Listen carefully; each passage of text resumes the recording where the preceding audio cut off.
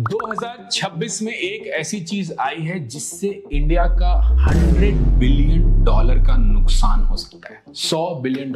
India का नुकसान मतलब ये नहीं कि भाई हम तेल नहीं बेच पाएंगे या ईरान के साथ खेल नहीं कर पाएंगे, पॉलिटिकल न्यूज को साइड रखते हैं। This is about $100 billion of employment loss, यानी कि मेरे आपके जैसे लोगों के लिए जॉब लॉस हो सकता है। समझेंगे इसको। ये बात भी समझना जरूरी है कि जब हम इस सेक्टर की बात करते हैं जहां जॉब लॉस होता है तो वो स्थिति और भी घातक हो जाती है। क्यों? क्योंकि सर्विसेज सेक्टर में जो पैसा आता है वो किसी तेल के खदान में नहीं जाता है, वो किसी मशीनरी के खरीदने में नहीं जाता है। वहां जितना ज्यादा पैसा आता है बाहर से, उतना ज्यादा पैसा लोगों के पास आता है, यानी कि आपके पॉकेट में आता है, मेरे आपके सैलरी में आता है। हालात आज के टाइम पे ये है कि हाथ में डिग्री तो है, ग्रेजुएशन तो हो गई है, लेकिन जॉब नहीं है। प्योन के जॉब के लिए हजारों एप्लीकेशन जाते हैं, पीएचडीज अप्लाई करते हैं, एक एक जॉब ओपनिंग वॉक-इन्स में मारा मारी तक हो जाती है। लोग 100-100, 200-200 किलोमीटर ट्रैवल करके बस एक वॉक इन में एक चांस के लिए जा रहे हैं। और ऐसे में जब और एम्प्लॉयमेंट लॉस होगा तो हम इसको कैसे डील करेंगे, हम कैसे प्रिपेयर करेंगे? देखो, सरकार से तो मुझे कोई उम्मीद है ही नहीं, रही नहीं गई है, ठीक है।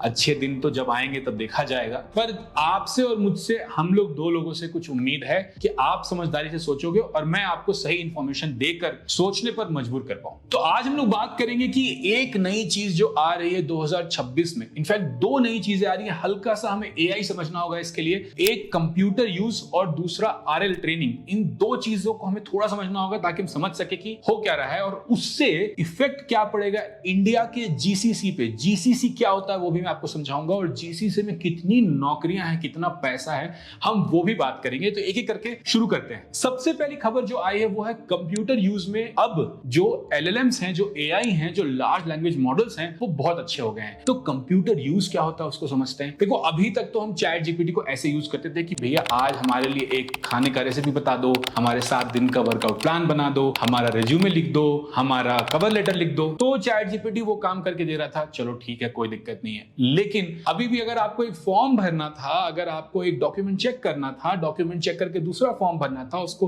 अप्रूव करना था, नहीं करना था, कुछ भी आपको अगर कंप्यूटर पे एक ब्राउजर खोल के या एप्लीकेशन खोल के कुछ भी यूज करना था तो उसके लिए कौन लगता था? यस, इंसान लगता था। इसके पहले जो ऑटोमेशंस आए हैं या हुए हैं, बहुत सालों से कंप्यूटर यूज के ऑटोमेशंस हुए हैं, उनमें एक चीज होती थी हमेशा से, जैसे सेलेनियम एक सॉफ्टवेयर है, जिससे एक लाइब्रेरी है जिससे लिखा जाता है, फ्रेमवर्क है, वो पहले से डिटरमाइन होता था कि ये करो, फिर ये करो, फिर ये करो। उसके प्रॉब्लम्स ये थे कि अगर कुछ भी हल्का सा भी हिल जाता था, अगर एक बटन 2 पिक्सल ऊपर 2 पिक्सल नीचे हो जाए, कुछ चेंजेस हो जाए, तो वो पूरा का पूरा स्क्रिप्ट ब्रेक कर जाता था। तो बहुत मैनुअल मेहनत लगती थी उस स्क्रिप्ट को हमेशा चलाने के लिए। तो उतना ही ऑटोमेशन करते थे लोग जितना ऑटोमेशन बहुत जरूरी है और जहां पता है कि बिल्कुल भी चीजें बदलने वाली नहीं है। ठीक है, फेयर है। एलएलएम के कारण, एआई के कारण, कंप्यूटर यूज के कारण जो अभी स्ट्राइड्स आए हैं, अगर आपने नया एटलस यूज किया है, जो एक नया पूरा का पूरा ब्राउजर आया है, एक कॉमेट ब्राउजर आया है, अगर आपने इसको यूज किया और अगर आपने क्लॉड का जो प्लगइन है उसको यूज किया, तो आप देखेंगे कि अब ये लोग एंटी ग्रेविटी में भी ये हो रहा है। क्लिक करने में, ब्राउजर में जो डिटेल उसको पढ़ के, सोच के, समझ के अगला क्लिक करने में बहुत स्मार्ट होते जा रहे हैं। इसी बीच दिसंबर में क्लॉड ने एक और चीज रिलीज कर दी जिसके कारण मुझे ये वीडियो बनाना पड़ रहा है। क्लॉड ने एक चीज रिलीज की जिसका नाम है क्लॉड कोवर्क। क्लॉड कोवर्क ये कहता है कि भैया जो भी काम आप कर रहे हो कंप्यूटर पर, हम करेंगे, बेहतर करेंगे, फास्ट करेंगे। इसमें क्या होता है कि एकदम से अब जो शक्तियां जागृत हुई हैं क्लॉड की, वो ये भी कर पा रही हैं कि एक्सेल को कंट्रोल कर पा रही है। ये थोड़ा डरने का विषय हमारे लिए क्यों हो गया वो मैं समझाऊंगा आपको। पर हुआ ये है कि एक्सेल में हमेशा से एबिलिटी थी कि आप उसको कोड से, एक एक्सेल जेएस करके लाइब्रेरी आती है, उस कोड से आप एक्सेल को कंट्रोल कर सको। पर किसी ने उसके ऊपर एक एजेंट नहीं लिखा था पूरा का पूरा कि आप आराम से इसको बस इंग्लिश में बोलो, वो एक्सेल में चेंज कर देगा, वो फॉर्मूले लगा देगा, एंट्री कर देगा, वो डेटा एंट्री को एक शीट से दूसरे शीट, मल्टी शीट भी खेल पाएगा। ये सब चीजें नहीं हो रही थी। गिटहब कोपायलट ने बहुत कोशिश करी थी सब चीज करने की, बहुत खराब काम किया था। जेमिनाई का आज भी अगर आप इंटीग्रेशन उठा के देख लो शीट्स में, तो बहुत ही पुअर परफॉर्मेंस इन शीट्स है, पन नॉट इंटेंडेड। पर क्लॉड कोवर्क यार चीजें कर रहा है, और खासकर क्लॉड फॉर एक्सेल और भी अच्छी चीजें कर रहा है। और कोई भी जो ट्रेंड होता है वो शुरुआत में बहुत अच्छी चीजें बहुत सारी नहीं कर पाता है, पर धीरे धीरे ऊपर जाता है। तो कंप्यूटर यूज में, एक्सेल यूज में, ब्राउजर यूज में और डेस्कटॉप यूज में सब लोग लग गए हैं। क्यों लग गए हैं? क्योंकि इनको लगता है यहां पर हम लोगों को ऑटोमेट कर पाएंगे, तभी तो एआई पैसा बनाएगा। देखो डेवलपर के केस में तो बड़ा सिंपल हो गया, बहुत सर फोड़ा, ठीक है जूनियर डेवलपर्स की हायरिंग थोड़ी कम हो गई है, लेकिन आज भी कोई ऐसा नहीं कर पा रहा है वाइब कोडेड छुटकू मुटकू ऐप हटा दो एक सेकंड के लिए, तो प्रोडक्शन में आज भी क्लॉड हो या कोई भी हो, कोडेक्स हो, ऑटोनोमस मतलब अकेले पूरा का पूरा चीज चला रहा है, सॉफ्टवेयर चला रहा है, सब कुछ सही से कर रहा है, ये नहीं हो पाया। डेविन भी आया, ट्राई करके हट गया। आज भी वो को पायलट जगह पे है जहां एक आदमी उसको चलाता है और $20 से $200 महीना तक भी लोग देने को तैयार हैं, बट वही है $200 इज दी अपर लिमिट जहां पे ये पैसा बन रहा है। तो इन्होंने कहा और कहां पैसा बन सकता है, चलो थोड़े लेगेसी इंडस्ट्रीज में घुसते हैं, थोड़े पुराने इंडस्ट्रीज में घुसते हैं जहां पे अभी तो ऑटोमेशन की बहुत बाहर लाई जा सकती है एआई के थ्रू, और वहां पर इन्होंने कंप्यूटर यूज को क्रैक किया। तो कौन कौन सी इंडस्ट्रीज ऐसी हैं? ये इंडस्ट्रीज इनको आप BFSI के नाम से समझ सकते हो, बैंकिंग, फाइनेंशियल सर्विसेज और इंश्योरेंस। इन इंडस्ट्रीज में बहुत पैसा होता है। एक जो यूएस में किसी ने एक फॉर्म भरा है इंश्योरेंस के लिए, फाइनेंशियल सर्विसेज के लिए, बैंकिंग के लिए, वो इंडिया जब आता है तो एक फॉर्म पे $100, $200, $500 बनते हैं। ठीक है, यानी इतना पैसा है उस फॉर्म को सिर्फ प्रोसेस करने के लिए। और जो फॉर्म प्रोसेसिंग का काम है वो थोड़ा ऑप्स का है, थोड़ा टिकट मैनेजमेंट का है, थोड़ा फॉर्म चेक करने का है, थोड़ा फॉर्म फिल करने का है कि भाई डेटा आया है, डेटा निकाल के इसमें डेटा डालना है। तो ऐसे बहुत लो लेवल वर्क भी हैं, और ये low level low hanging fruit जिनको बोलते हैं, ये क्लाउड कोवर्क या जो ब्राउजर यूज एजेंट्स हैं उनको आराम से तोड़ने के लिए मिल रहा है। दूसरी चीज जो मैंने बात की थी, इसके बारे में हम फिर से बात करेंगे। मुझे लगता है इंडिया में एक बड़ी चीज होने वाली है जिसमें हम कहेंगे कि भैया आप जो है अपना यूसेज करके दिखाओ, वीडियो रिकॉर्ड होगा, स्क्रीनशॉट लिया जाएगा और उसी वीडियो, स्क्रीनशॉट और जो भी रिकॉर्डिंग होगी उसके ऊपर एआई को और ट्रेन किया जाएगा, बार बार ट्रेन किया जाएगा, आरएल एनवायरनमेंट्स बनाए जाएंगे और एआई को इतना स्मार्ट किया जाएगा कि ऐसे ऐसे सिनेरियो में ऐसे ऐसे सोचना है, ऐसे ऐसे रीजनिंग करनी है और अगला अगला स्टेप निकालना है। तो ये जो दो चीजें हो रही हैं 2026 में, मॉडल्स जो हैं, एलएलएम मॉडल्स जो हैं, वो काफी सैचुरेट हो चुके हैं। अब उनको इस चीज पे लगाया जा रहा है कि भैया ठीक है, तुम इंटेलिजेंट तो जितने होने तो हो गए। देखो सैम ऑल्टमैन ने भी कह दिया कि एजीआई तो नहीं आएगा। अब नहीं एग्जैक्टली ऐसे नहीं बोला है, पर ऐसे बोला है कि एजीआई नहीं आ रहा है तो भैया ऐड चलाएंगे चैट जीपीटी में। तो सबको पैसे की बहुत जरूरत है। इन्वेस्टर का जो पैसा बह रहा था वो रुकने लगा है, बबल की बातें होने लगी हैं, ओरेकल के शेयर प्राइस गिर गए हैं उल्टा। तो सबको वो है कि भाई पैसा बनना चाहिए, अब नहीं चाहिए एजीआई। छोड़ दो एजीआई का सपना छोड़ दो, जो बन रहा है बनाए। और यहां पर बहुत सारा पैसा बनने का चांस है। जैसे मैंने आपको कहा कि $100 बिलियन का जीसीसी वर्क इंडिया में आने वाला है 2030 तक। 2025 में ये आंकड़ा $70 बिलियन। मैं बार बार डॉलर पे इतना जोर दे रहा हूं क्योंकि बिलियन तो रुपया में भी बहुत होता है, पर डॉलर्स में तो बहुत ज्यादा हो जाता है। महामहिम की कृपा रही तो बहुत जल्दी into 100 भी हो जाएगा और हम कहते रहेंगे कि देखिए रुपया स्ट्रेंथन हो रहा है, डॉलर गिर रहा है, पता नहीं क्या बोलेंगे आजकल। तो वो कह रहे हैं ना कि डॉलर अप हो। छोड़ो, मैं डिस्ट्रैक्ट हो गया, वापस आते हैं टॉपिक पे। एक सेकंड। ये वीडियो थोड़ा सा टेंशन तो दे रहा होगा, बट फिर भी कमेंट करना, लाइक करना, सब्सक्राइब करना तो मत भूलना। शेयर मुझे नहीं पता तुम लोग करोगे कि नहीं, मुझे नहीं लगता करोगे, लेकिन जो प्यारा सा कमेंट लिखते हो कि हम इस जगह से हैं, मेरी ये परेशानी है, मेरी वो परेशानी है, उन कमेंट्स को पढ़ के समझ के बेटर वीडियोस बनाने की प्रेरणा मिलती है। तो प्लीज कमेंट करना। $100 बिलियन के आसपास का, और ये $100 बिलियन हमारे आपके पॉकेट में आता क्योंकि ये सारा का सारा मैक्सिमम पैसा सैलरीज में जाता है इन कंपनीज का। कौन कौन सी कंपनीज एक बार वो भी समझ लेते हैं। जेपी मॉर्गन चेज एक बहुत बड़ी कंपनीज है, HSBC है, बार्कलेज है, गोल्डमैन सैक्स है, फिडेलिटी है, बहुत बड़ी बड़ी कंपनीज इंडिया में बड़े बड़े जीसीसी खोल के रखे हैं। आप बोलोगे भैया आप यार प्रोग्रामर आदमी थे, ये सब नॉलेज कैसे आ गया आपको? तो आप लोगों को बता दो कि बहुत सारे बच्चों को हमने जब डेटा एनालिसिस पढ़ाते हैं, तो उनकी जॉब्स इन बड़ी बड़ी कंपनीज में लगती है। तो इनके जो इंटरव्यू प्रोसेस होते हैं, अब तो 2 साल हो गए कुछ बच्चों को वहां जॉब करते हुए, तो वो वहां क्या करते हैं क्या नहीं करते हैं, बहुत सारा आइडिया है क्योंकि इन कंपनीज में भर भर के जॉब्स ओपनिंग होती हैं। और डेटा एनालिसिस पढ़ने वाले बच्चे अधिकतर इन कंपनीज में, आज के टाइम पे बच्चे ऐसी कंपनीज में हैं जो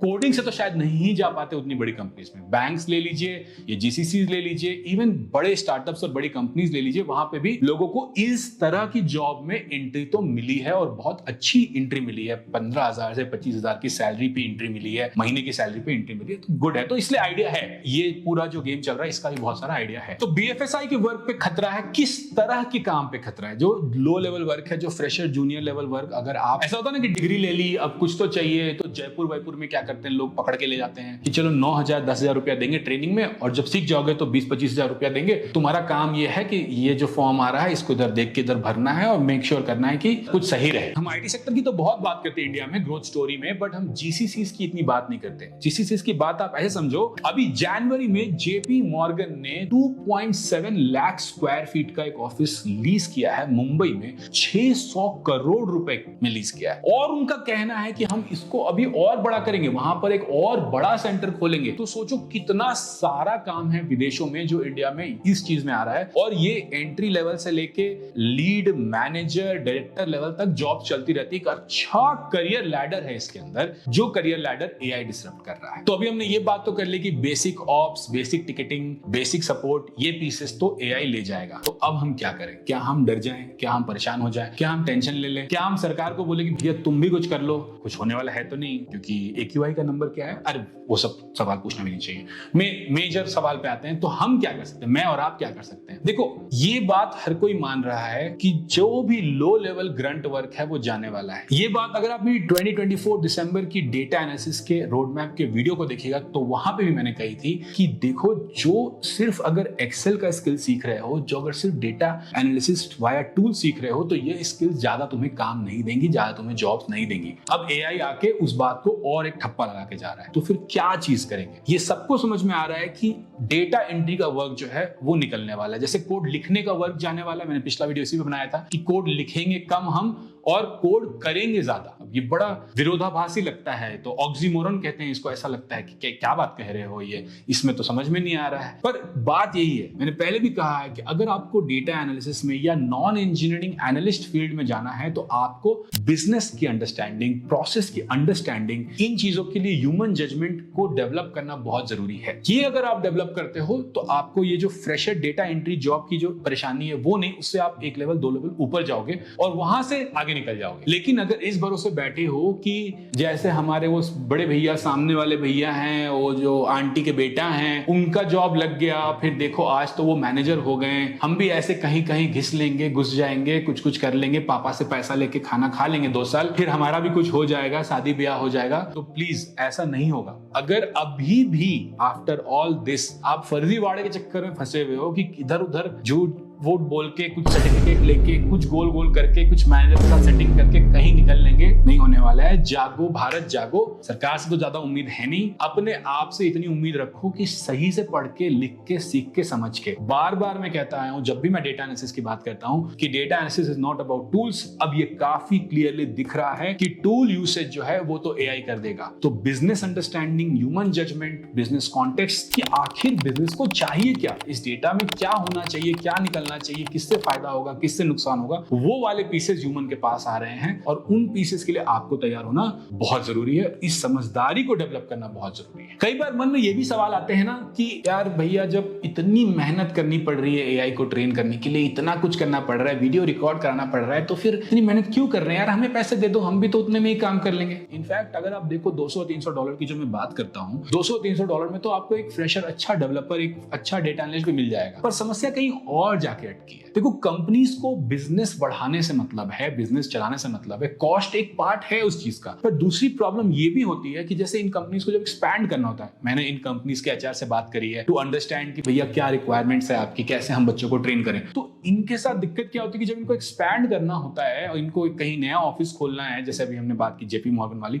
तो इनको लोग ही नहीं मिलते हैं। इनको ट्रेंड लोग जो सही से चीजें कर पाए, जिनको थोड़ी समझदारी हो, थोड़ी सिंसियरिटी हो। इंडिया में देखो जेनजी के बारे में क्या बोला जाए, आजकल आप लोग बहुत ज्यादा एक्सपेक्टेशन लेके घुसने की कोशिश करते हो, जबकि उतना आपको खुद आता नहीं है। तो एआई कंपनीज ये पिच करने की, देखो हमारा एआई बॉट आज शायद बहुत स्मार्ट नहीं है, हम बना देंगे, लेकिन आप ये सोच के देखो कि ये कभी आपको छोड़ के नहीं जाएगा, कभी कंप्लेन नहीं करेगा, कभी थकेगा नहीं, और जितने चाहे पैसे दे देना, उतने हमारे से बॉट्स हायर कर लेना। तो हमें तो आप जितने लोग लगाओगे, जितनी मजदूरी हमारे बॉट्स करेंगे, उतने की तो पैसे देने हैं। और ये जो बिजनेस प्रपोजल पोजीशन है इन कंपनीज के लिए, ये इनको बहुत सुहाता है, बहुत भाता है कि यार लोग हायर करना बाप रे बहुत मेहनत के काम है। और खासकर जहां पे बहुत सारे लोगों को हायर करना पड़ता है, जहां पर हमें 1-2 वीपी, 10-20 डायरेक्टर, 100-200 मैनेजर्स नहीं बल्कि हजारों लाखों लोग चाहिए, वहां पे उनकी हायरिंग, उनकी ट्रेनिंग, उनका मेंटेनेंस, उनका काम देखना, उनका क्यूए करना बहुत बहुत मेहनत का चीज है। और एट्रिशन एक बहुत बड़ा प्रॉब्लम है इस इंडस्ट्री के अंदर। तो इनका कहना है कि ठीक है आप सॉल्व करो,